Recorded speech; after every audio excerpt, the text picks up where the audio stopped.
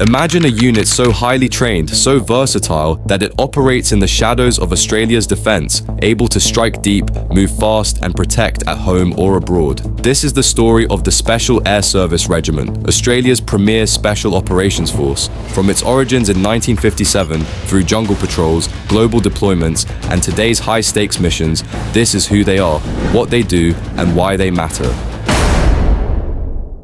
On 25th of July 1957, the Australian Army established the first Special Air Service Company in Western Australia, modelled on the British SAS. Much like its UK counterpart, this new unit adopted the winged dagger badge and the motto, "Who dares wins." In 1960, the company was integrated into the Royal Australian Regiment and began both commando and special operations tasks. Then, on the 4th of September 1964, the unit was expanded, redesignated as the Special Air Service Regiment, and given full regimental status. This marked the birth of a force built for stealth, precision, and elite operations. Today, the SASR holds a dual role. On one hand, a green special operations capability, long-range reconnaissance, direct action, strategic insertion deep behind enemy lines. On the other hand, a black counter-terrorism and domestic defense mission, rapid reaction in Australia should the worst occur. In its own words, the regiment is tasked to provide special operations capabilities in support of the Australian Defence Force, including strategic reconnaissance, precision strike, special recovery operations, training assistance, and more. Because of the secretive nature of their work, many details remain classified, but publicly available sources describe the SASR as comprising of a regimental headquarters, multiple Sabre squadrons, a reserve squadron, a base squadron for logistics, an operational support squadron, and a signals electronic warfare element, 152 Signal Squadron. Typically, each Sabre squadron is reported to contain around 90 to 100 operators and is organized into a HQ troop, 3 specialist SAS troops, land, water/freefall, maritime, and a signals troop. Reported strength varies, but estimates put the regiment around 500 to 700 personnel.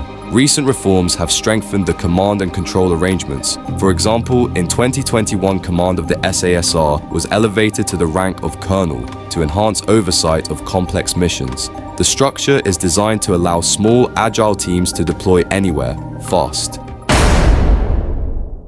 The SASR's operational history is long and diverse. In Vietnam between 1966 to 71, the regiment conducted long-range patrols as the eyes and ears of the 1st Australian Task Force, operating in Phuoc Toi and neighbouring provinces. They worked closely with the New Zealand Special Air Service and US forces and earned the nickname Phantoms of the Jungle. In 2002, SASR teams took part in Operation Anaconda in Afghanistan, supporting US Rangers in the Shahi Kot Valley with recon and sniper overwatch. From 2005 onwards, Australian Special Operations Task Groups, including SASR elements, operated in Uruzgan Province, Afghanistan, mentoring local forces, conducting strategic reconnaissance and direct action. These operations show the regiment's capacity to operate globally in partnership with allies across diverse terrain and high-risk mission sets.